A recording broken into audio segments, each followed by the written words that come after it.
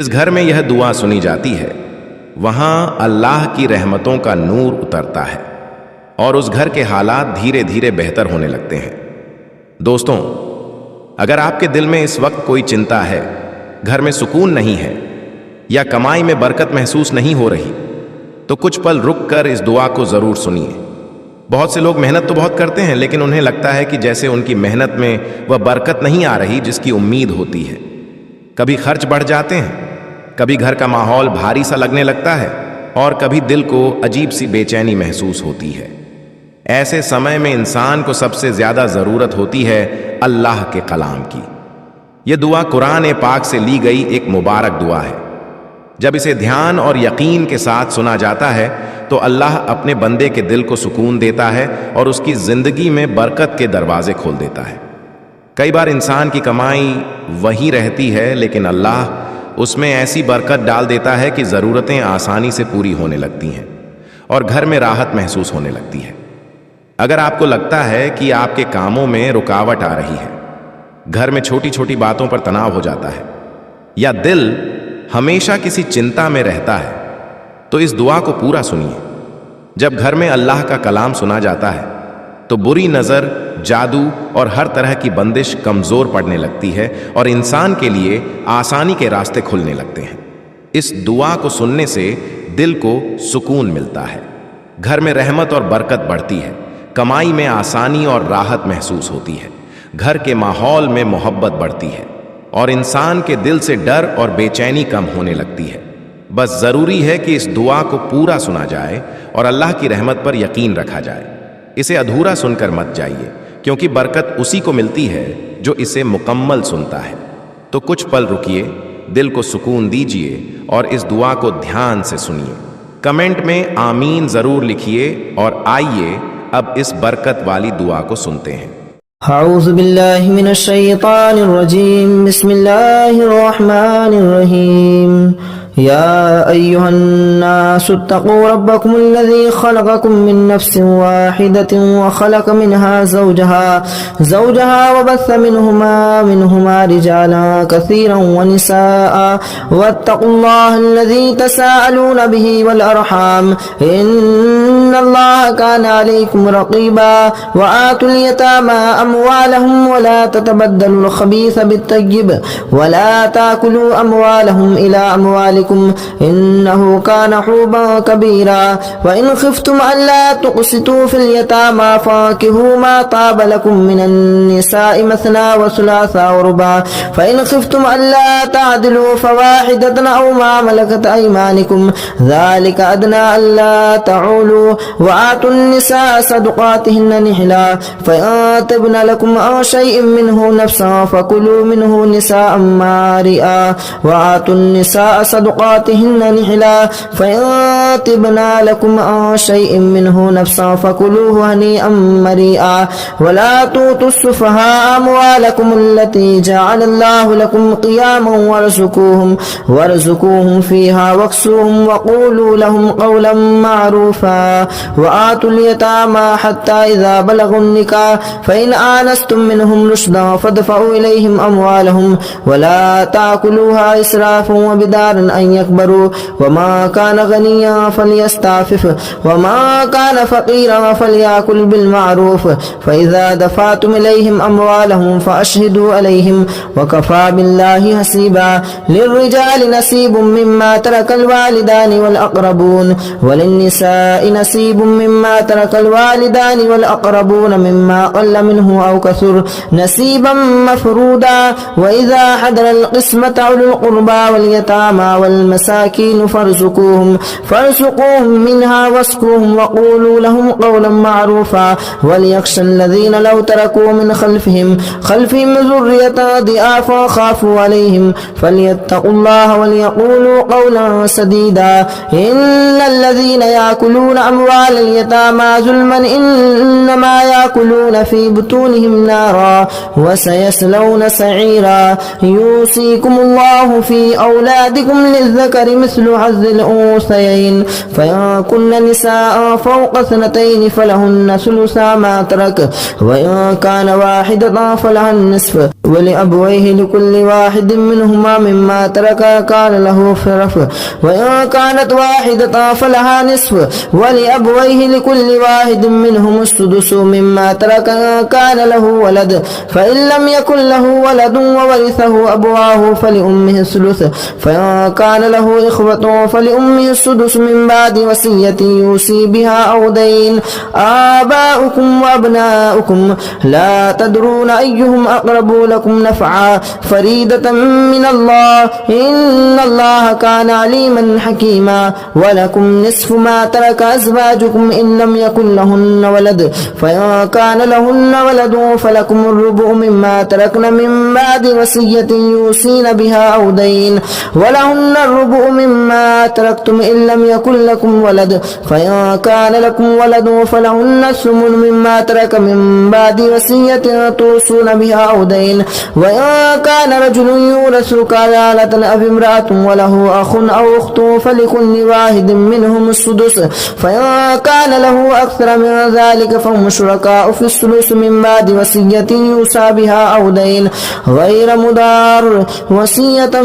من الله والله عليم حكيم تلك حدود الله ومن يطع الله ورسوله يدخله جنات تجري من تحتها الأنهار خالدين فيها وذلك الفوز العظيم ومن يرد الله ورسوله ويتعدى حدوده يدخله نارا خالدا فيها وله عذاب مهين واللاتي ياتين الفاحشة من نسائكم فاستشهدوا عليهن 4 منكم فإن شهدوا فأمسكوهن في البيوت حتى يتوفاهن الموت أو يجعل الله لهن سبيلا واللذان ياتيانها منكم فآذوهما فإن تابا وأصلحا فأعرضوا عنهما إن الله كان توابا رحيما إنما التوبة على الله للذين يعملون السوء بجهالة ثم يتوبون من قريب فأولئك يتوب الله عليهم والله كان الله عليما حكيما وليست التوبة للذين يعملون السيئات حتى إذا حضر أحدهم الموت قال إني تبت الآن ولا الذين يموتون وهم كفار أولئك أعتدنا لهم عذابا أليما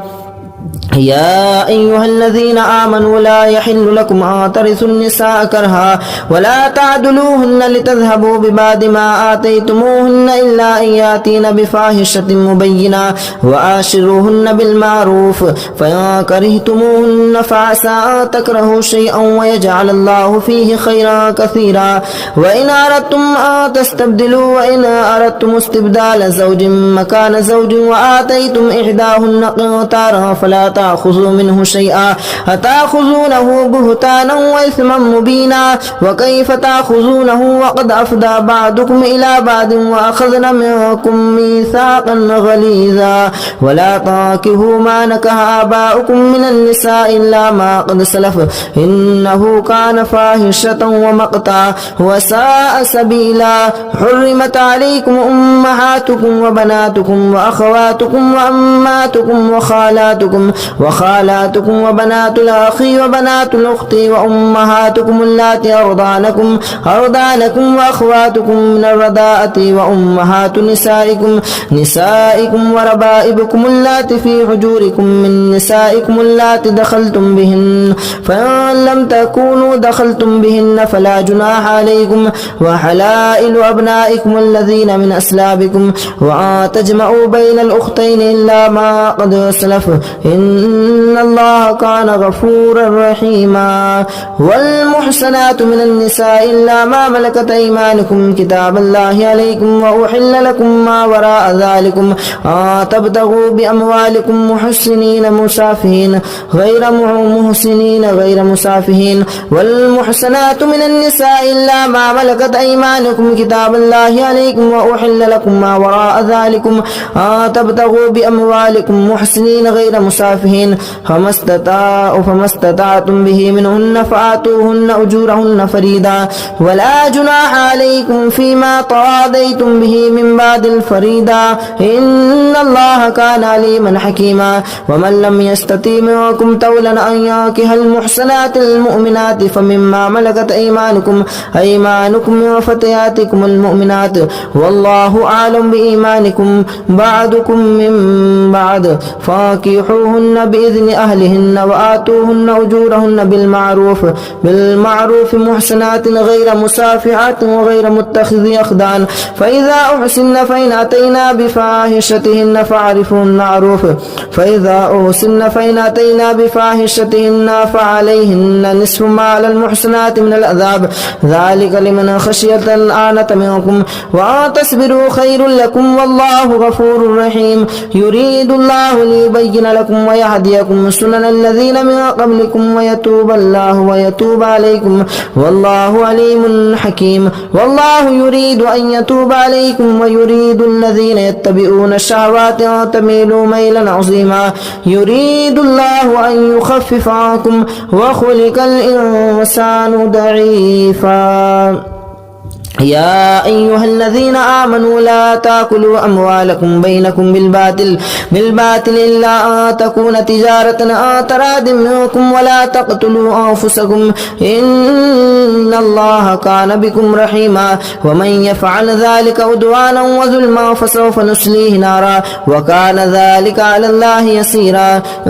تجتنبوا كبائر ما تنهون عنه نكفر عنكم سيئاتكم وندخلكم مدخلا كريما ولا تتمنوا ما فضل الله به بعضكم على بعض للرجال نصيب مما اكتسبوا وللنساء نصيب مما اكتسبن واسألوا الله من فضله إن الله كان بكل شيء عليما ولكل جعلنا موالي مما ترك الوالدان والأقربون والذين عقدت أيمانكم فآتوهم نصيبهم إن الله كان على كل شيء شهيدا الرجال قوامون على النساء بما فضل الله بعضهم على بعض وبما أنفقوا من أموالهم فالصالحات قانتات حافظات للغيب ما حفظ الله واللاتي تخافون نشوزهن فإذوهن واهجروهن في المضاجع واضربوهن فإن أطعنكم فلا تبغوا عليهن سبيلا إن الله كان عليما كبيرا وإن خفتم شقاق بينهما فبعثوا أحدكم من أهله وحكم من أهلها إن يريدا إصلاحا يوفق الله بينهما إن الله خبير بما تعملون واعبدوا الله ولا تشركوا به شيئا وبالوالدين إحسانا وبذي القربى واليتامى والمساكين والجار ذي القربى والجار ذي الجنب والصاحب بالجنب وابن السبيل وما ملكت أيمانكم إن الله لا يحب ما كان مختالا فخورا الذين يبتغون ويعمرون الناس بالبخل ويكتمون الذين يبخلون ويعمرون الناس بالبخل ويكتمون ما آتاهم الله من فضله وأعتدنا للكافرين عذابا مهينا والذين ينفقون أموالهم رياء الناس ولا يؤمنون بالله ولا باليوم الآخر ومن يكن الشيطان له قريبا فساء قريبا وماذا عليهم لو آمنوا بالله واليوم الآخر وأنفقوا مما رزقهم الله وكان الله بهم عليما إن الله لا يظلم مثقال ذرة وإن تك حسنة يضاعفها ويؤتي من لدنه أجرا عظيما فكيف إذا جئنا من كل أمة شهيد وجئنا بك شهيدا على هؤلاء فكيف إذا جئنا من كل أمة بشهيد وجئنا بك على هؤلاء شهيدا يومئذ يود الذين كفروا وعصوا الرسول لو تسوى بهم العذاب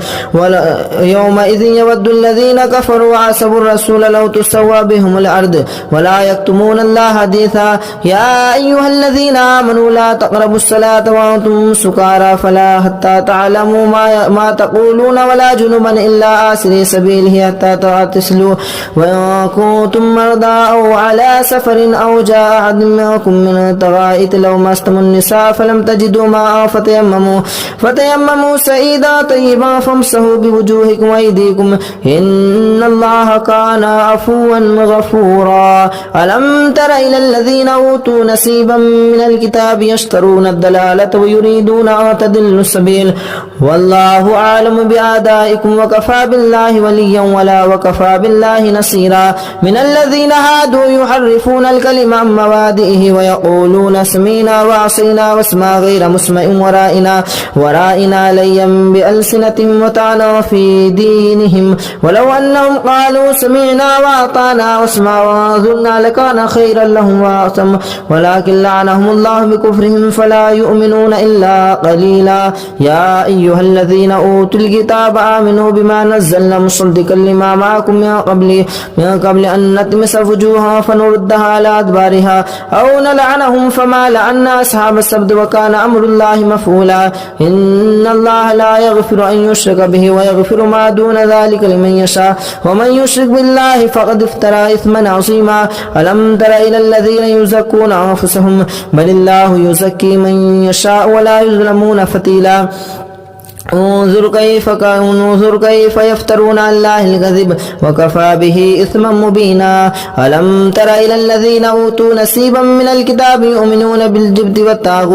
والطاغوت ويقولوا للذين كفروا هؤلاء أهدى من الذين آمنوا سبيلا أولئك الذين لعنهم الله ومن يلعن الله فلا تجد له نصيرا أم لهم نصيب من الملك فإذا لا يؤتون الناس نقيرا أم يحسدون الناس على ما آتاهم الله من فضله فقد آتينا على إبراهيم الكتاب والحكمة وآتيناهم ملكا عظيما فمنهم من آمن به ومنهم من صد عنه وكفى بجهنم سعيرا إن الذين كفروا بآياتنا سوف نسليهم نارا كلما نضجت جلودهم بدلناهم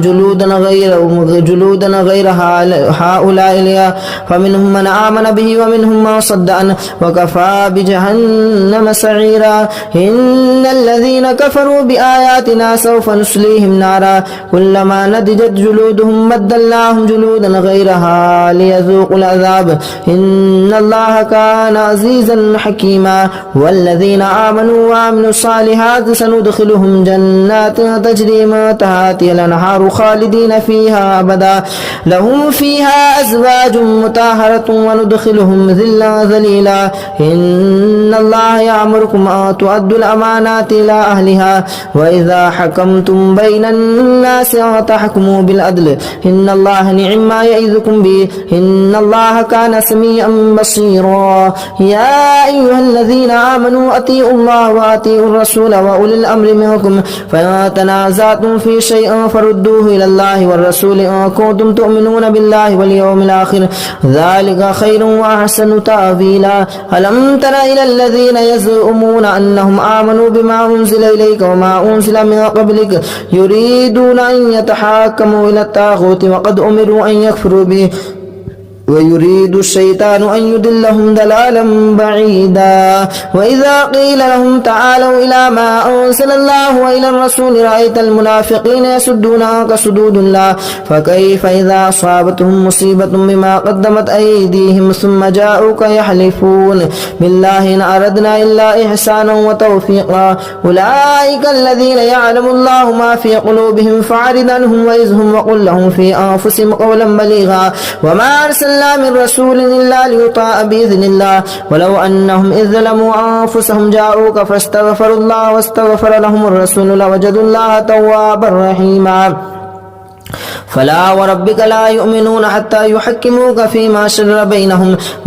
ثم لا يجدوا في أنفسهم حرجا مما قضيت ويسلموا تسليما ولو أنا كتبنا عليهم أن اقتلوا أنفسكم أو اخرجوا من دياركم ما فعلوه إلا قليل منهم ولو أنهم فعلوا ما يؤذون به لكان خيرا لهم وأشد تثبيتا وإذا لآتيناهم من لدنا أجرا عظيما ولهديناهم صراطا مستقيما ومن يطع الله والرسول فأولئك مع الذين أنعم الله عليهم من النبيين والصديقين والشهداء والصالحين وحسن أولئك رفيقا ذلك الفضل من الله وكفى بالله عليما يا أيها الذين آمنوا خذوا حذركم فانفروا ثبات أو انفروا جميعا وإن منكم لمن ليبطئن فإن أصابتكم مصيبة قال قد أنعم الله علي إذ لم أكن معهم شهيدا ولئن أصابكم فضل من الله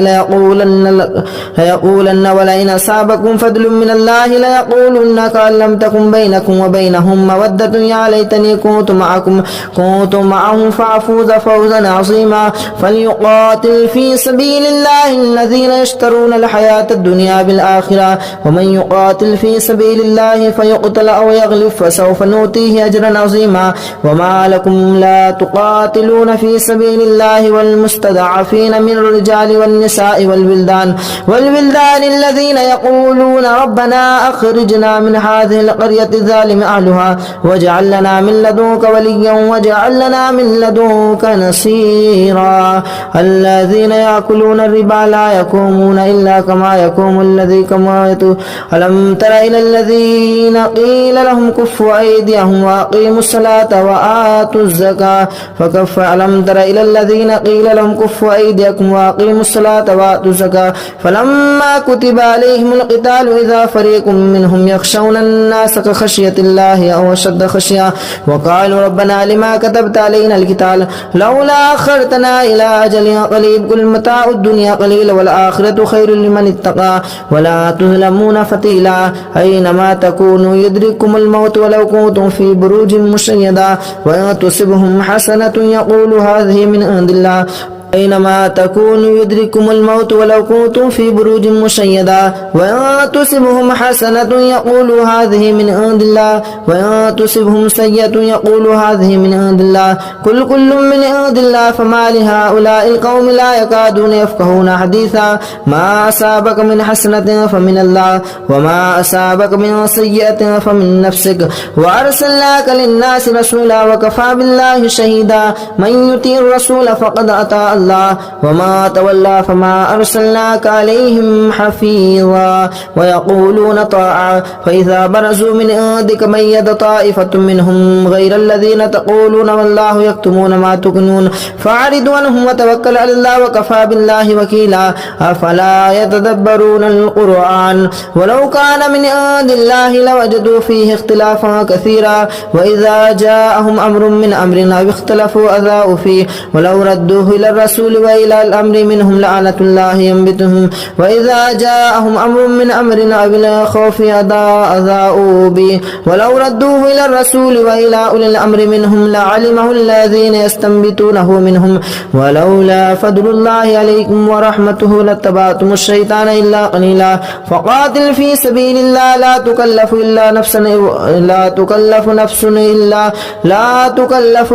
نفسها وحرد المؤمنين عسى الله أن يكف بعث الذين كفروا والله أشد بعثا وأشد تنكيلا من يشفع شفاعة حسنة يكن له نصيب منها ومن يشفع شفاعة سيئة يكن له نصيب منها وكان الله على كل شيء مقيتا وإذا حييتم بتحية فحيوا بأحسن منها أو ردوها إن الله كان على كل شيء حسيبا الله لا إله إلا هو ليجمعنكم إلى يوم القيامة لا ريب فيه ومن أصدق من الله حديثا فما لكم في المنافقين فئتين والله أركسهم بما كسبوا أتريدون أن تهدوا من أضل الله ومن يضلل الله فلا تجد له سبيلا ودوا لو تكفرون كما كفروا فتكونون سواء فلا تتخذوا منهم أولياء حتى يهاجروا في سبيل الله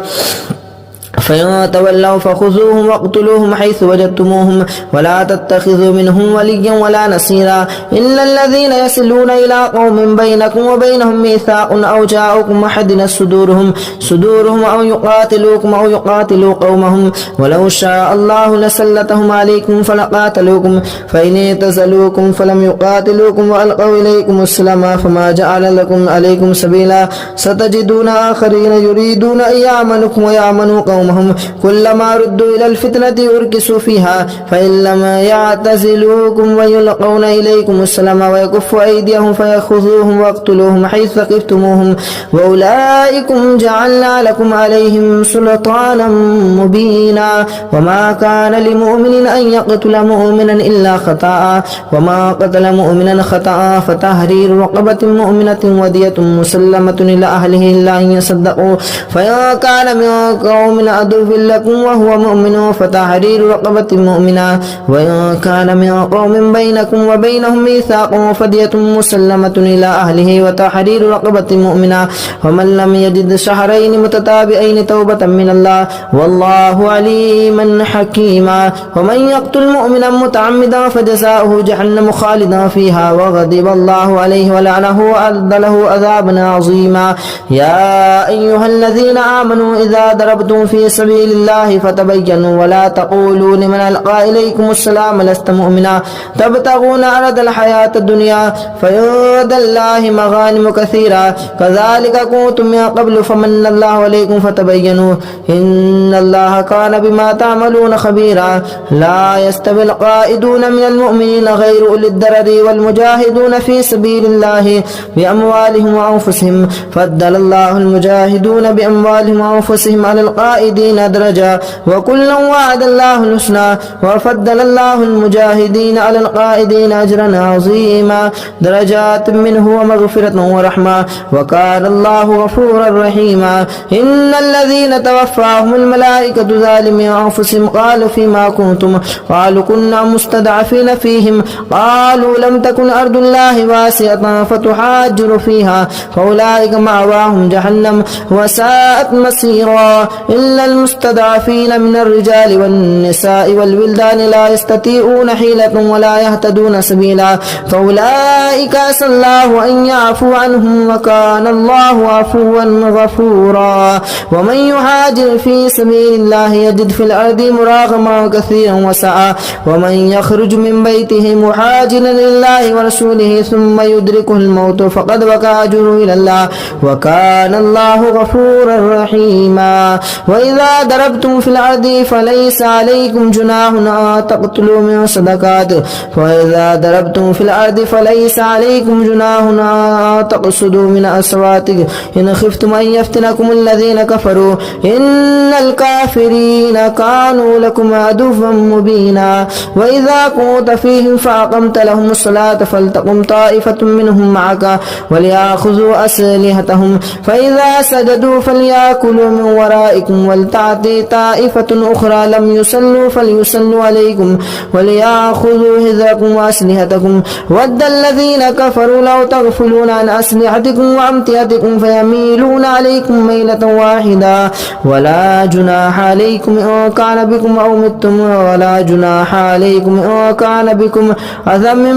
مطر أو كنتم مرضى أن تضعوا أسلحتكم وخذوا حذركم إن الله أعد للكافرين عذابا مهينا فإذا قضيتم الصلاة فاذكروا الله قياما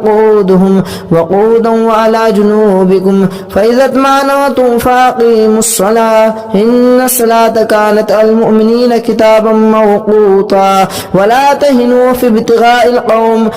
تكونوا تعلمون فإنهم يعلمون كما تعلمون وترجون من الله ما لا يرجون وكان الله عليما حكيما إنا أنزلنا إليك الكتاب الحق لتحكم بين الناس بما أراكم الله ولا تكن للخائنين خصيما واستغفر الله إن الله كان غفورا رحيما ولا تجادل عن الذين يخافون عنهم إن الله لا يحب ما كان خوانا أثيما يستخفون من الناس ولا يستخفون من الله وهو معهم إذ يبيتون ما لا يرضى من القول وكان الله بما يعملون محيطا ها أنتم هؤلاء جادلتم عنهم في الحياة الدنيا فمن يجادل الله عنهم يوم القيامة أم من يكون عليهم وكيلا ومن يعمل سواء أو يظلم نفسه ثم يستغفر الله يجد الله غفورا رحيما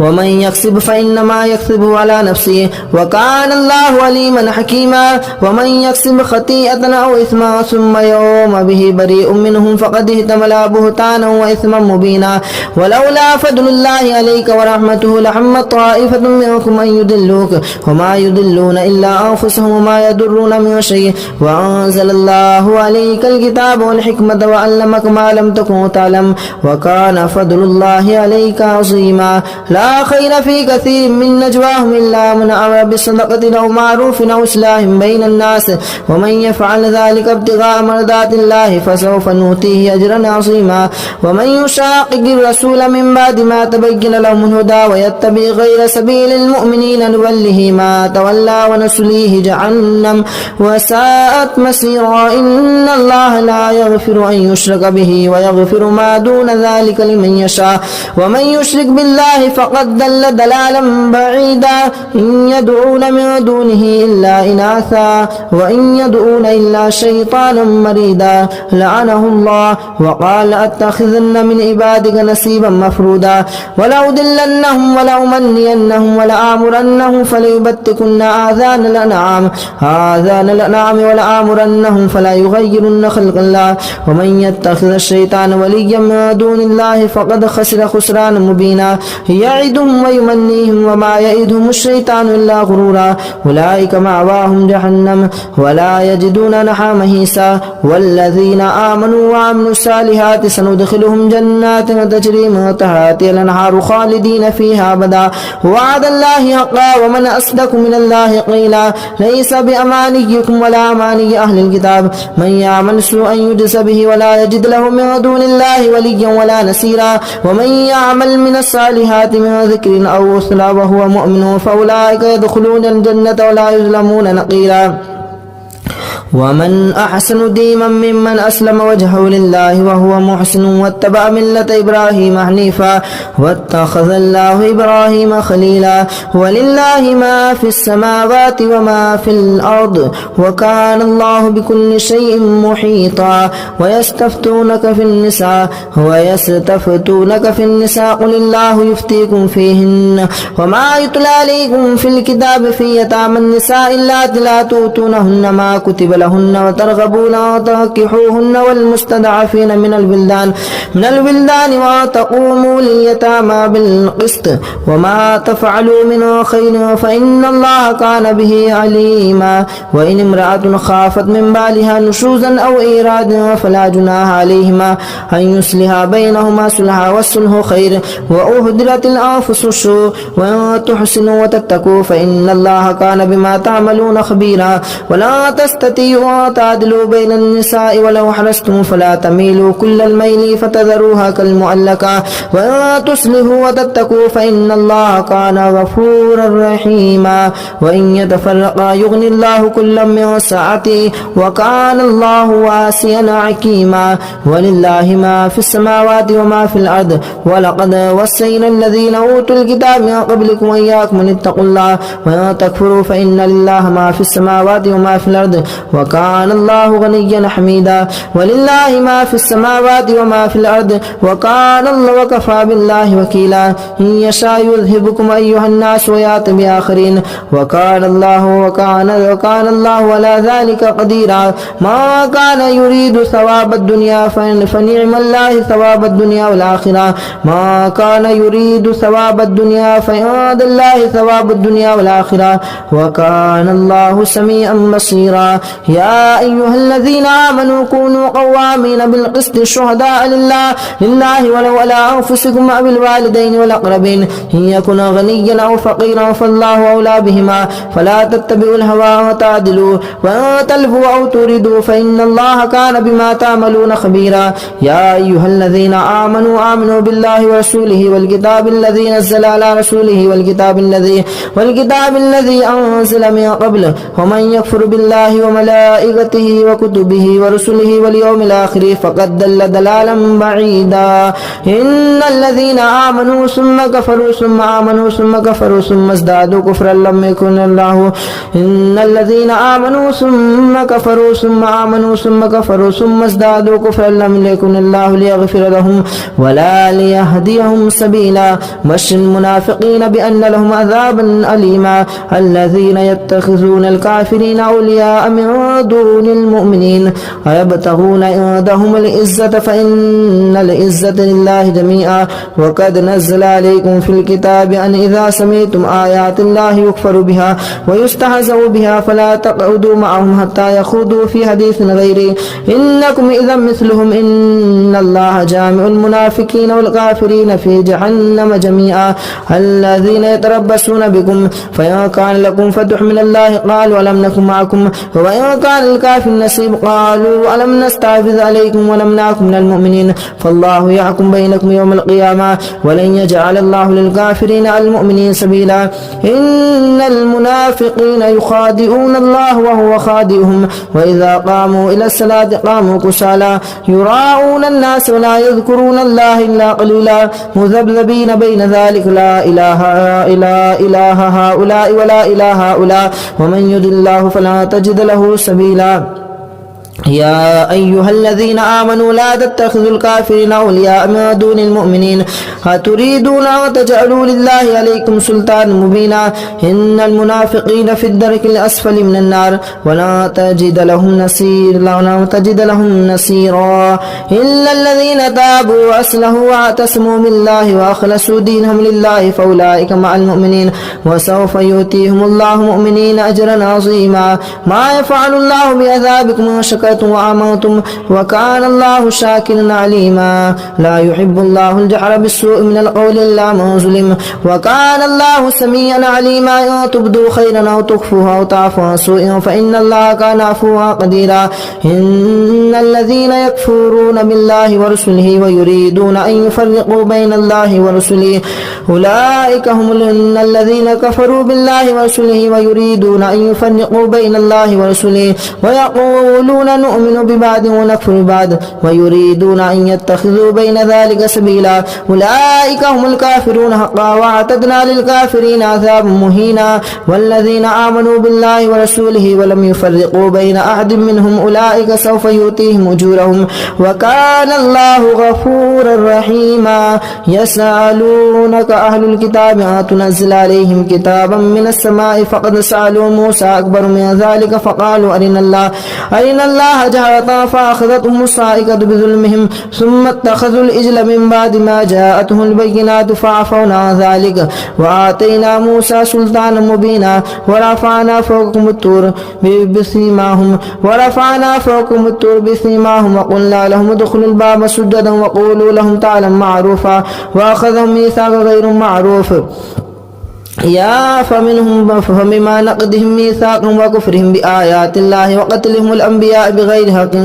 وقولهم قلوبنا غلف بل لعنهم الله بكفرهم فقليلا ما يؤمنون وبكفرهم وقولهم على مريم بهتانا عظيما وقولهم إنا قتلنا عيسى ابن مريم بل افترى فمنهم من آمن به ومنهم من كفر عنه. وبما نقضهم ميثاقهم وكفرهم بآيات الله وقتلهم الأنبياء بغير حق وقولهم قلوبنا غلف بل تبع الله عليها بكفرهم فلا يؤمنون إلا قليلا وبكفرهم وقولهم على مهتان عظيما وقولهم إنا قتلنا المسيح عيسى ابن مريم رسول الله وما قتلوه وما صلبوه ولكن سلم وإن الذين اختلفوا لفي شك منه بل افترى عليكم سلطانا مبينا. يا أيها الذين آمنوا استعينوا بالصبر والصلاة إن الله مع الصابرين بل افترى عليه عليما وكان الله عزيزا حكيما. أعوذ بالله من الشيطان الرجيم. بسم الله الرحمن الرحيم.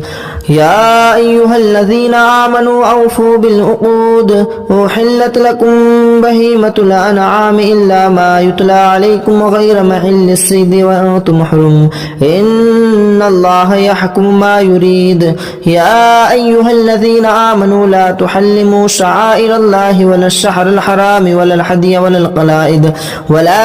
آمين البيت الحرام يبتغون فضلا من ربهم ورضوانا وإذا حللتم فاستعدوا ولا يجرمنكم شنآن قوم أن صدوكم عن المسجد الحرام أن تعتدوا وتعاونوا على البر والتقوى ولا تعاونوا على الإثم والعدوان واتقوا الله إن الله شديد العقاب حرمت عليكم الميتة والدم ولحم الخنزير وما أهل لغير الله به والمنخنقة والموقوذة والمتردية والنتيحة وما أكل السبع إلا ما ذكيتم وما ذبح على النصب وتستقسموا بالأزلام ذلكم فسق اليوم يئس الذين كفروا من دينكم فلا تخشوهم واخشون اليوم أكملت لكم دينكم وأتممت عليكم نعمتي ورضيت لكم الإسلام دينا فمن اضطر في مخمسة غير متجانف إثم فإن الله غفور رحيم يسألونك ماذا أحل لهم قل أحل لكم الطيبات وما علمتم من الجوارح مكلبين تعلمونهن مما علمكم الله فكلوا مما أمسكنا عليكم واذكروا اسم الله عليك واتقوا الله إن الله شديد العقاب اليوم أحل لكم الطيبات وطعام الذين أوتوا الكتاب حل لكم وطعامكم حل لهم والمحسنات من المؤمنات والمحسنات من الذين أوتوا الكتاب من قبلكم إذا آتيتموهن أجورهن محسنين غير مسافهين ولا مستخيرين آخرا ومن يكفر بالإيمان فقد حبط عمله وهو في الآخرة هم الخاسرون يا أيها الذين آمنوا إذا قمتم إلى الصلاة فاغسلوا وجوهكم وأيديكم إلى المرافق وامسحوا برؤوسكم وأرجلكم إلى الكعبين وإن كنتم جنبا فطهروا وإن كنتم مرضى أو على سفر خير لكم من الغيام أو لمسكنكم النساء فلم تجدوا ماء فتيمموا صعيدا طيبا فامسحوا بوجوهكم وأيديكم ما يريد الله ليجعل عليكم من حرج ولكن يريد ليطهركم وليتم نعمته عليكم لعلكم تشكرون واذكروا نعمة الله عليكم وميثاقه الذي واثقكم به إذ قلتم سمعنا وأطعنا واتقوا الله إن الله عليم بذات الصدور يا أيها الذين آمنوا كونوا قوامين لله شهداء بالقسط ولا يجرمنكم شنآن قوم أن صدوكم عن المسجد الحرام أن تعتدوا وتعاونوا على البر والتقوى يا أيها الذين آمنوا كونوا قوامين لله شهداء بالقسط ولا يجرمنكم شنآن قوم أن صدوكم عن المسجد الحرام أن تعتدوا وتعاونوا على البر والتقوى ولا تعاونوا على الإثم والعدوان واتقوا الله إن الله شديد العقاب يا أيها الذين آمنوا كونوا قوامين لله شهداء بالقسط ولا يجرمنكم شنآن قوم على ألا تعدلوا اعدلوا هو أقرب للتقوى واتقوا الله إن الله خبير بما تعملون وعد الله الذين آمنوا وعملوا الصالحات لهم مغفرة وأجر عظيم والذين كفروا وكذبوا بآياتنا أولئك أصحاب الجحيم يا أيها الذين آمنوا اذكروا نعمة الله عليكم إذ هم قوم أن يبسطوا إليكم أيديهم فكف أيديهم عنكم واتقوا الله وعلى الله فليتوكل المؤمنون ولقد أخذ الله ميثاق بني إسرائيل وبعثنا منهم 12 نقيبا وقال الله إني معكم لئن أقمتم الصلاة وآتيتم الزكاة وآمنتم برسلي وأزرتموهم وأقرضتم الله قرضا حسنا لأكفر عنكم سيئاتكم ولأدخلنكم جنات تجري من تحتها الأنهار فما كفر بعد ذلك منكم فقد ضل سواء السبيل وبما فبما نقضهم ميثاقهم لعناهم وجعلنا قلوبهم قاسية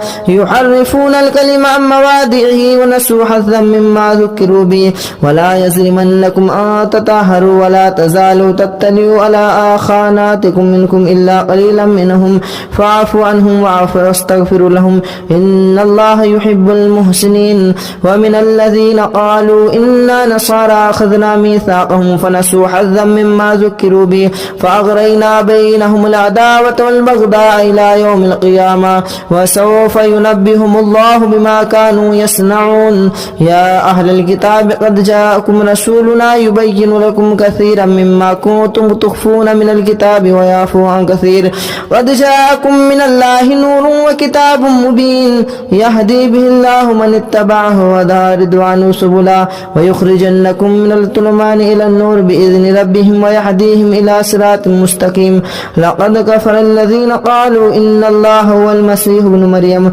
قل فمن يملك من الله شيئا إن أراد بكم أو أراد بكم مثلا لقد كفر الله قالوا إنه هو السميع العليم قل من يملك من السماء شيئا إلا أن أراد أن يهلي من المرسينة لقد كفر الذين قالوا إن الله هو المسيح ابن مريم قل فمن يملك من الله شيئا إن أراد أن يهلك المسيح ابن مريم وأمه وما في الأرض جميعا ولله ملك السماوات والأرض وما بينهما يخلق ما يشاء والله على كل شيء قدير. وقالت اليهود والنصارى نحن أبناء الله وأحباؤه قل فلم يعذبكم بذنوبكم بل أنتم بشر ممن خلق يغفر لمن يشاء ويعذب من يشاء ولله ملك السماوات والأرض وما بينهما وإليه المصير. يا أهل الكتاب قد جاءكم رسولنا يبين لكم كثيرا من الرسل أن تقولوا ما جاءنا من البشير والنذير فقد جاءكم بشير ونذير والله على كل شيء قدير. وإذ قال موسى لقومه يا قوم اذكروا نعمة الله عليكم إذ جعل فيكم أنبياء وجعلكم ملوكا وآتاكم ما لم يؤت أحدا من العالمين يا قوم ادخلوا الجنة المقدسة يا قوم ادخلوا الأرض المقدسة التي كتب الله لكم ولا ترتدوا على أدباركم فتنقلبوا خاسرين. قالوا يا موسى إنا فيها قوم جبارين وإنا لن ندخلها حتى يخرجنا منها فإن يخرجنا منها فإنا داخلون. قال رجلان من الذين يخافون نعم الله عليهم ادخلوا عليهم الباب فإذا دخلتموه فإنكم غالبون وعلى الله فليتوكلوا إن كنتم مؤمنين. قالوا يا موسى إنا لن ندخلها أبدا ما داموا فيها فادخلوا أنت وداخلون. قالوا يا موسى إنا لن ندخلها أبدا ما داموا فيها فاذهب أنت وربك فقاتلا إنا هنا قائدون. قال رب إني لا أملك إلا نفسي وأخي فافرق بيننا وبين القوم الفاسقين. قال فإنها محرمة عليهم 40 سنة يتيهون في الأرض فلا تأس على القوم الفاسقين. واتل عليهم نبأ ابني آدم بالحق إذ قربنا قلنا يا بأوا بكم واتلوا عليهم نبأ ابني آدم بالحق إذ قربا قربانا فتقبل من أحدهما ولم يتقبل من الآخر قال لا تقبل من الآخر لئن بسطت إلي لئن بسطت واتلوا عليهم نبأ ابني آدم بالحق إذ قربا قربانا فتقبل من أحدهما ولم يتقبل من الآخر قال أقتلنك قال إنما يتقبل الله من المتقين لئن بسطت إلي يدك لتقتلني ما أنا بباسط يدي لأقتلك إني أخاف الله رب العالمين إني أريد أن تبوء بإثمي وإثمك فتكون من أصحاب النار وذلك جزاء الظالمين. فتوأت له نفسه قتل أخيه فقتله فأصبح من الخاسرين. فبعث الله غربانا يبعث في الأرض ليريه كيف يواري سوءة أخيه قال يا ويلتى أعجزت أن أكون مثل هذا الغراب فأواري سوءة أخيه فأصبح من النادمين. من أجل ذلك كتبنا على رسله إلى إبراهيم كتبنا على بني إسرائيل أنه ما قتل نفسا بغير نفس أو فساد في الأرض فكأنما قتل الناس جميعا ومن أحياها فكأنما أحيا الناس جميعا ولقد جاءتهم رسلنا بالبينات ثم إن كثيرا منهم بعد ذلك لمفسدون إنما جزاء الذين يحاربون الله ورسوله ويسعون في الأرض فسادا أن يقتلوا أو يسلبوا أو تقطع أيديهم وأرجلهم من خلاف أو ينفوا من الأرض ذلك لهم خزي في الدنيا وهم في الآخرة عذاب عظيم إلا الذين تابوا من بعد ذلك تقدروا عليهم فاعلموا أن الله غفور رحيم يا أيها الذين آمنوا اتقوا الله وابتغوا إليه الوسيلة وجاهدوا في سبيله لعلكم تفلحون إن الذين كفروا لو أن لهم ما في الأرض جميعا ومثله معه لافتدوا به من عذاب يوم القيامة ما تقبل منهم ولهم عذاب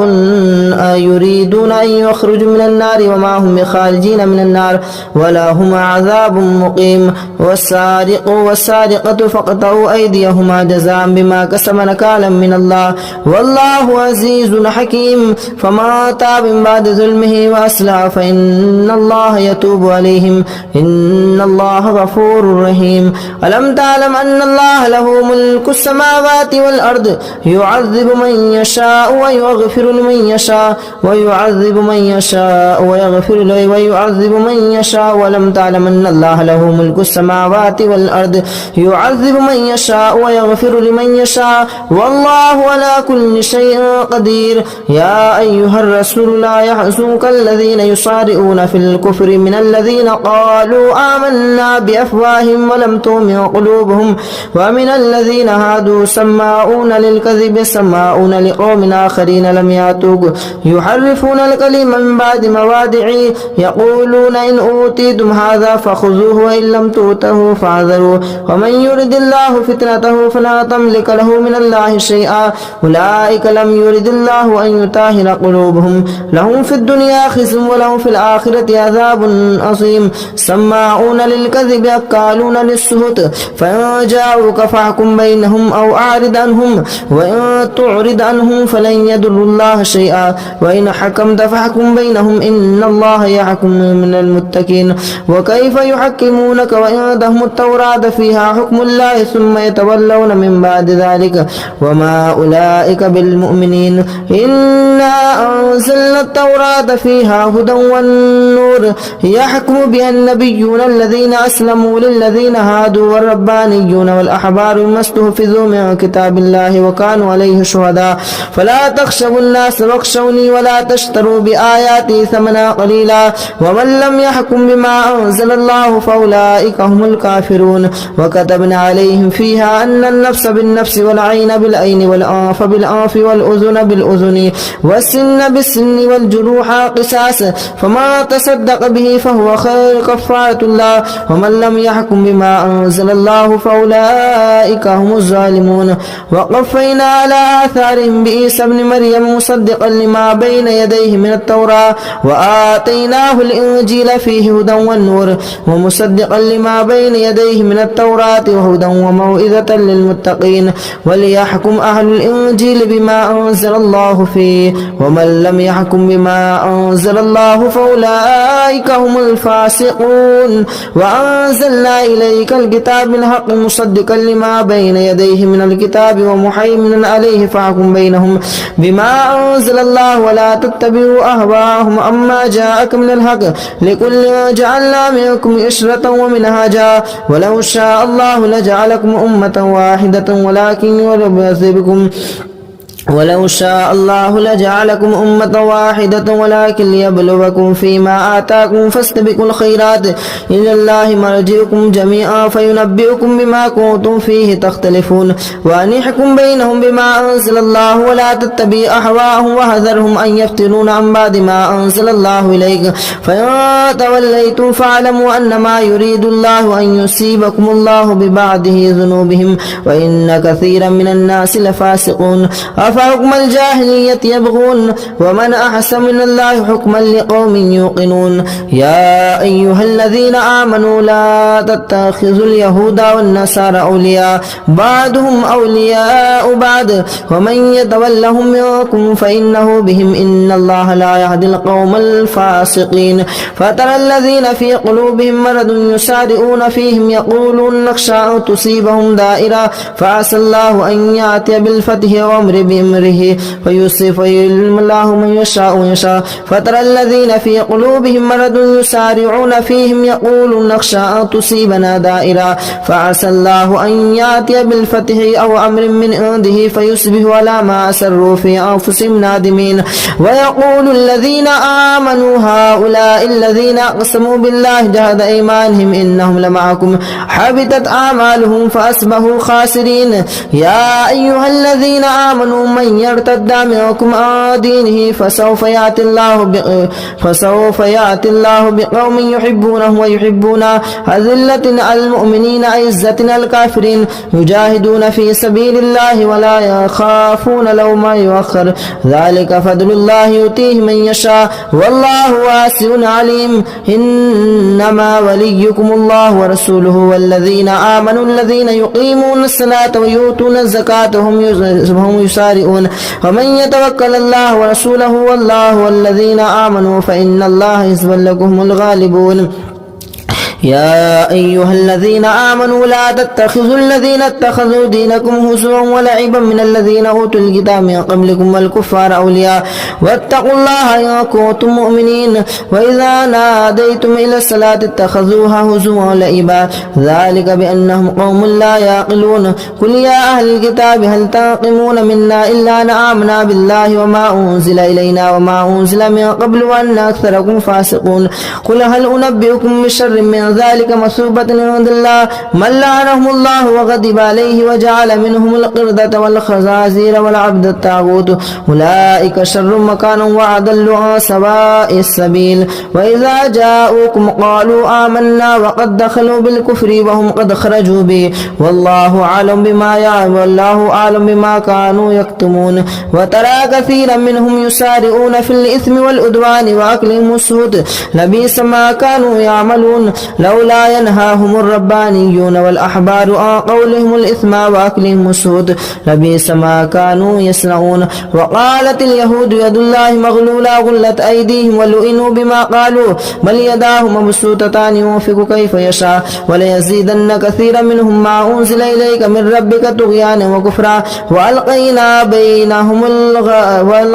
بينهم العداوة والبغضاء إلى يوم القيامة كلما أوقدوا نارا للحرب أطفأ الله ويسعون في الأرض فسادا والله لا يحب المفسدين ولو أن أهل الكتاب آمنوا واتقوا لكفرنا عنهم سيئاتهم ولأدخلنهم جنات تجري من تحتها الأنهار ولو أنهم أقاموا الصلاة والإنجيل وما أنزل الله إليك من ربهم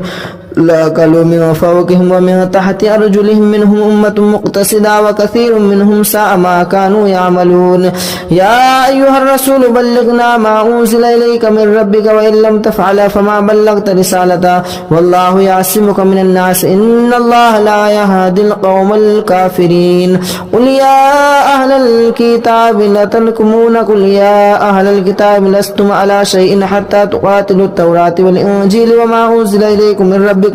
ويزيد الذين كثيرا منهم ما أنزل إليك من ربك طغيانا وكفرا فلا تأس على القوم الكافرين إن الذين آمنوا والذين هادوا والسابئون والنصارى من آمن بالله واليوم الآخر وعمل صالحا فلهم أجرهم عند ربهم ولا خوف عليهم ولا إن الذين آمنوا والذين هادوا والسابئون والنصارى من آمن بالله واليوم الآخر وعمل صالحا فلا خوف خوف عليهم ولا هم يحزنون لقد أخذنا ميثاق بني إسرائيل وأرسلنا إليهم رسلا كلما جاءهم رسول بما لا تهوى أنفسهم فريقا كذبوا وفريقا يقتلون وحسبوا ألا تكون فتنة فجمعوا وسموا إلى الله تعالى عليهم ثم عموا وسموا كثيرا منهم والله بصير بما يعملون لقد كفر الذين قالوا إن الله هو المسيح ابن مريم وقال المسيح يا بني إسرائيل اعبدوا الله ربي وربكم إنه من يشرك بالله فقد حرم الله عليه الجنة ومأواه النار وما للظالمين من أنصار لقد كفر الذين قالوا إن الله ثالث ثلاثة وما من إله إلا إله واحد وإن لم ينتهوا عما كانوا ليمسن الذين كفروا منهم عذاب أليم أفلا يتوبون إلى الله ويستغفرون والله غفور رحيم ما المسيح ابن مريم إلا رسول قد خلت من قبله الرسل وأمه صديقة كان يأكلان الطعام انظر كيف نبين لكم الآيات ثم انظر أنا يؤفكون قل أتعبدون من دون الله ما لا يملك لكم ضرا ولا نفعا والله هو السميع العليم قل يا أهل الكتاب لا تغلوا في دينكم غير الحق ولا تتبعوا أهواء قوم قد ضلوا من قبل وأضلوا كثيرا وأضلوا عن سواء السبيل لعن الذين كفروا من بني إسرائيل على لسان داود وعيسى بن مريم ذلك بما عصوا وكانوا يعتدون كانوا لا يتناهون عن منكر فعلوا لبئس ما كانوا يفعلون ترى كثيرا منهم يتولون الذين كفروا لبئس ما قدمت لهم أنفسهم سخط الله عليهم وفي العذاب هم خالدون ولو كانوا يؤمنون بالله والنبيين وما أنزل إليهم ما اتخذوهم أولياء ولكن كثيرا منهم فاسقون لتجدن أشد الناس على عداوة الذين آمنوا الهدى والذين أشركوا ولتجدن أقربهم مودة للذين آمنوا الذين قالوا إنا نصارى ذلك بأنهم منهم قسيسين ورهبانا وأنهم لا يستكبرون يا أيها الذين آمنوا لا يستكبرون وإذا سمعوا ما أنزل إلى الرسول ترى أعينهم تفيض من الدمع مما عرفوا من الحق يقولون ربنا آمنا فاكتبنا مع الشاهدين وما لنا لا نؤمن بالله وما جاءنا من الحق ونطمع أن يدخلنا ربنا مع القوم الصالحين فأثابهم الله بما قالوا جنات تجري من تحتها الأنهار خالدين فيها وذلك جزاء المحسنين والذين كفروا وكذبوا بآياتنا أولئك أصحاب الجحيم يا أيها الذين آمنوا لا تحرموا طيبات ما أحل الله لكم ولا تعتدوا إن الله لا يحب المعتدين وكلوا مما رزقكم الله حلالا طيبا واتقوا الله الذي أنتم به مؤمنون لا يؤاخذكم الله باللغو في أيمانكم ولكن يؤاخذكم بما عقدتم الأيمان فكفارته إطعام 10 مساكين من أوسط ما تطعمون أهليكم أو كسوتهم أو تحرير رقبة فمن لم يجد فصيام 3 أيام ذلك كفارة أيمانكم إذا حلفتم واحفظوا أيمانكم كذلك يبين الله لكم آياته لعلكم تشكرون يا أيها الذين آمنوا إنما الخمر والميسر والأنصاب والأزلام رجس من عمل الشيطان فاجتنبوه لعلكم تفلحون إنما يريد الشيطان أن يوقع بينكم العداوة والبغضاء في الخمر والميسر ويصدكم عن ذكر الله وعن الصلاة فهل أنتم منتهون وأطيعوا الله وأطيعوا الرسول واحذروا فإن توليتم فاعلموا أنما على رسولنا البلاغ المبين ليس عليكم جناح أن تبتغوا فضلا من ربكم ليس على الذين آمنوا وعملوا الصالحات جناح فيما طعموا إذا ما اتقوا وآمنوا وعملوا الصالحات ثم اتقوا وآمنوا ثم اتقوا وأحسنوا والله يحب المحسنين يا أيها الذين آمنوا ليبلونكم الله بشيء من الصيد تناله أيديكم ورماحكم ليعلم الله من يخافه بالغيب فمن اعتدى بعد ذلك فله عذاب أليم يا أيها الذين آمنوا لا تقتلوا الصيد وأنتم حرم وما قتله منكم متعمدا واحدا فجزاء مثل ما قتل من النعيم يحكم به ذوى عدل منكم هديا بالغ الكعبة وكفارة طعام مساكين وعدل ذلك صياما ليذوق وبال أمره عفى الله عما أسلف ومن عاد فينتقم الله منه والله عزيز ذو انتقام أحل لكم صيد البحر وطعامه متاعا لكم وللسير وحرم عليكم أهل لكم ليلة الصيام الرفث أحل لكم صيد البحر وطعامه متاعا لكم وللسيارة وحرم عليكم صيد البر ما دمتم حرما واتقوا الله الذي إليه تهشرون جعل الله الكعبة البيت الحرام قياما للناس والشهر الحرام والهدي والقلائد ذلك لتعلموا أن الله يعلم ما في السماوات وما في الأرض وأن الله بكل شيء عليم اعلموا أن الله شديد العقاب وأن الله غفور رحيم ما على الرسول إلا البلاغ والله يعلم ما تبدون ما تكتمون قل لا يستوي الخبيث والطيب ولو أعجب كثرة الخبيث فاتقوا الله يا أولي الألباب لعلكم تفلحون يا أيها الذين آمنوا لا تسألوا عن أشياء تبد لكم ما تسوكم ولا تسألوا عنها حين ينزل القرآن تبد لكم عفى الله عنها والله غفور حليم قد سألها قوم من قبلكم ثم أصبحوا بها كافرون ما جعل الله من بحيرة ولا سائبة ولا وسيلة ولا حام ولكن الله كفروا يفعلون ما الكذبين وأكثرهم لا يعقلون وإذا قيل لهم تعالوا إلى ما أنزل الله وإلى الرسول قالوا حسبنا ما وجدنا عليه آباءنا أولو كان آباؤهم لا يعقلون شيئا ولا يهتدون يا أيها الذين آمنوا عليكم أنفسكم لا يضركم ما ضل إذا اهتديتم إلى الله مرجعكم ينبئكم بما كنتم تعملون يا أيها الذين آمنوا شهادة بينكم إذا حضر أحدكم الموت حين الوصية اثنان ذوى عدل منكم أو آخران من غيركم إن أنتم ضربتم في الأرض فأصابتكم مصيبة الموت تحبسونهما من بعد الصلاة فيقسمان بالله إن ارتبتم لا نشتري به ثمنا ولو كان ذا قربى ولا نكتم شهادة الله إنا إذا لمن الآثمين فإن أثر على أنه مستحق إثما فآخران يقومان مقامهما من الذين استحق عليهم الأوليان ولا يعني فيقسمان بالله لشهادتنا حق من شهادتهما وما اعتدينا إنا إذا لمن الظالمين ذلك أدنى أن يأتوا بالشهادة على وجهها أن يخافوا ترد إيمانا بعد إيمانهم واتقوا الله واعلموا أن الله لا يهدي القوم الفاسقين يوم يجمعكم الرسول فيقول ماذا أجبتم قالوا لا علم لنا إنك أنت العليم الحكيم إذ قال الله يا عيسى ابن مريم اذكر نعمتي عليك وعلى والدتك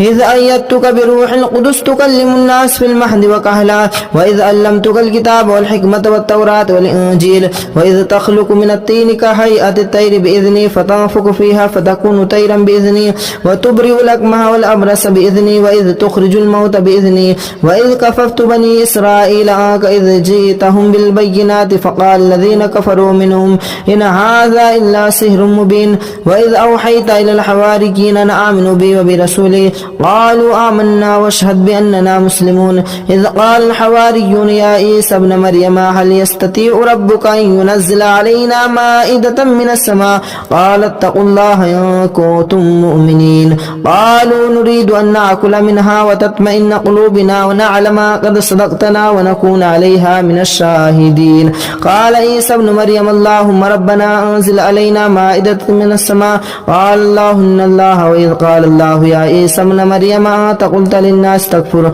قالوا سبحانك لا أقول لكم بالله إن كنتم تقولون ما كنت لكم إلا من أوتي به أن اعبدوا الله وكنتم به شهيد منكم إن تعذبكم ففريقا كذبتم قال الله هذا يوم ينفع صادق لهم جنات تجري من تحت الأنهار خالدين فيها أبدا رضي الله عنهم ورضوا عنه لله ملك السماوات وما في الأرض وهو على كل شيء قدير. أعوذ بالله من الشيطان الرجيم. بسم الله الرحمن الرحيم. الذين كفروا وصدوا عن سبيل الله أضل أعمالهم والذين آمنوا وعملوا الصالحات وآمنوا بما نزل على محمد وهو الحق من ربهم وهو الحق من ربهم كفر عنهم سيئاتهم وأصلح بالهم ذلك بأن الذين كفروا اتبعوا الباطل وأن الذين آمنوا اتبعوا الحق من ربهم كذلك يضرب الله للناس أمثالهم فإذا لقيتم الذين كفروا فصرب الرقاب حتى إذا أثخنتوهم فشدوا الوثاق فإما منا بعد وإما فداء حتى نضع الحرب أوزارها ذلك ولو يشاء الله لانتصر منهم ولكن ليبلو بعضهم ببعض والذين قتلوا في سبيل الله فلن يضل أعمالهم سيهديهم ويصلح بالهم ويدخلهم الجنة أرفها لهم يا أيها الذين آمنوا إن تنصروا الله ينصركم ويثبت أقدامكم والذين كفروا فتعسا لهم وأضل أعمالهم ذلك بأنهم كرهوا ما أنزل الله فأحبط أعمالهم أفلم يسيروا في الأرض فينظروا كيف كان عاقبة الذين من قبلهم دمر الله عليهم وللكافرين أمثالها ذلك بأن الله مولى الذين آمنوا وأن الكافرون لمولى لهم إن الله يدخل الذين آمنوا وعملوا الصالحات جنات تجري من تحتها الأنهار والذين كفروا يتمتعون ويأكلون كما تأكل الأنعام والنار مثوى لهم وكأي من قرية هي أشد قوة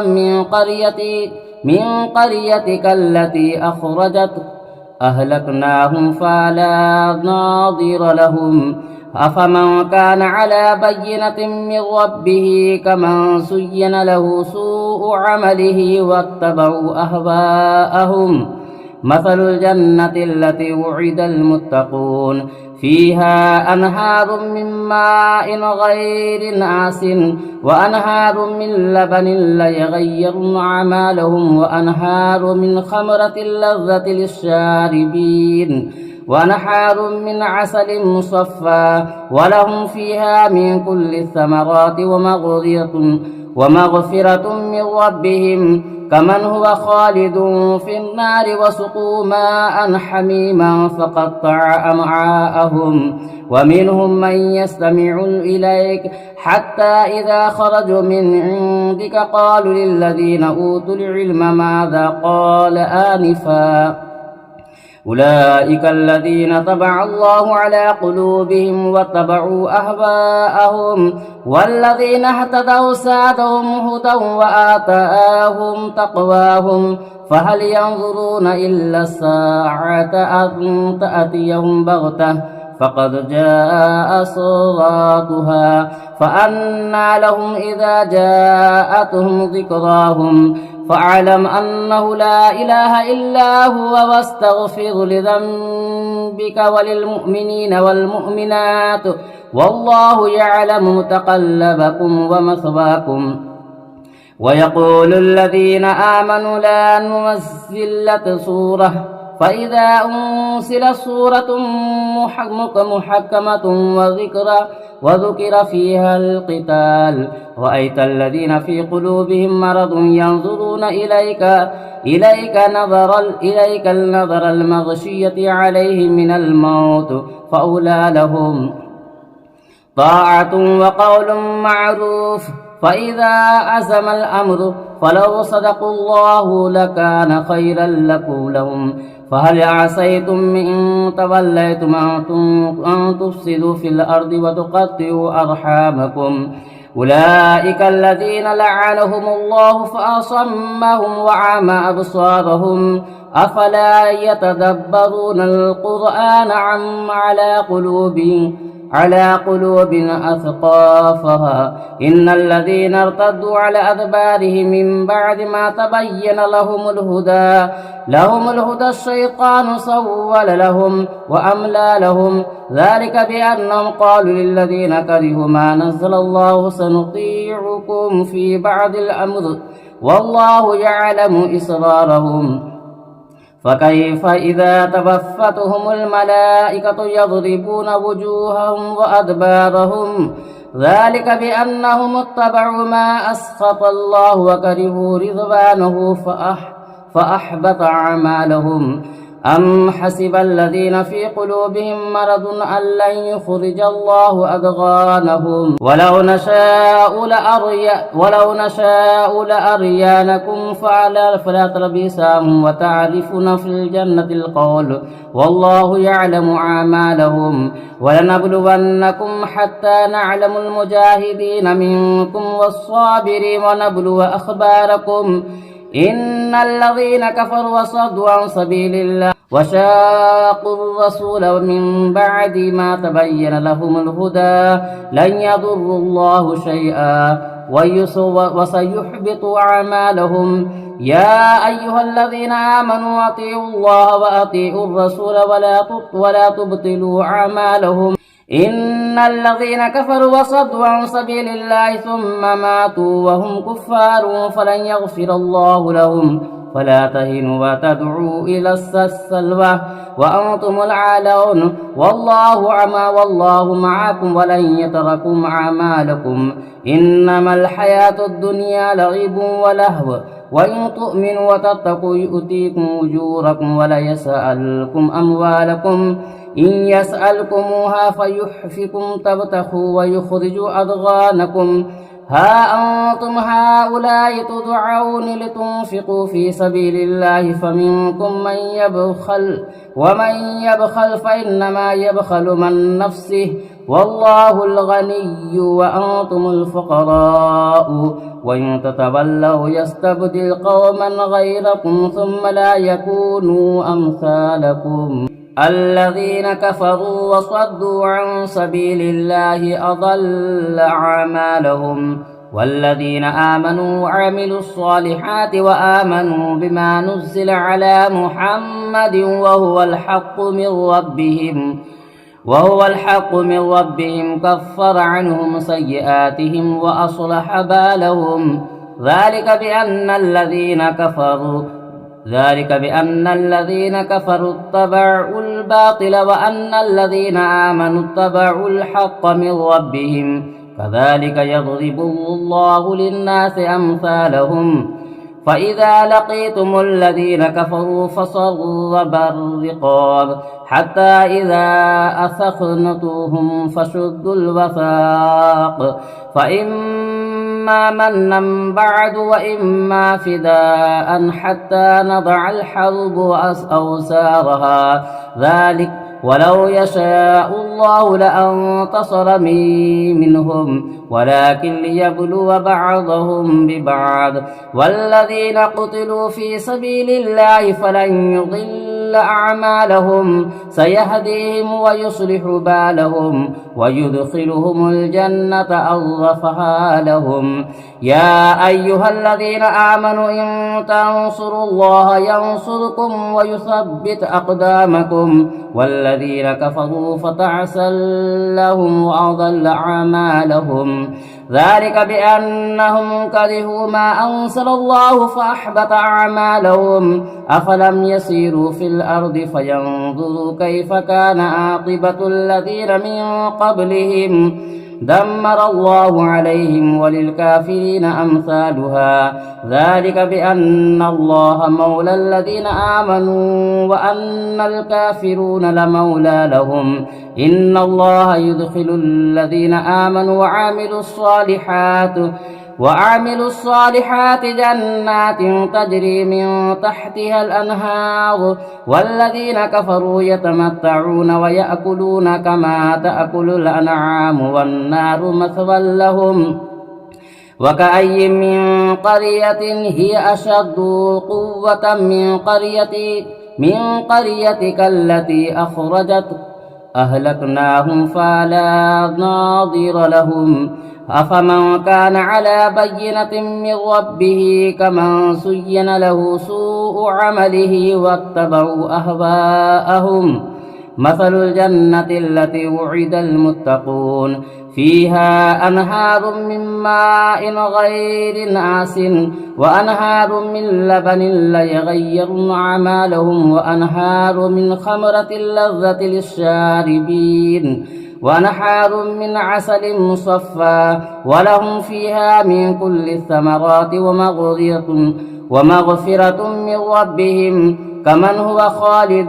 في النار وسقوا ماء حميما فقطع أمعاءهم ومنهم من يستمع إليك حتى إذا خرجوا من عندك قالوا للذين أوتوا العلم ماذا قال آنفا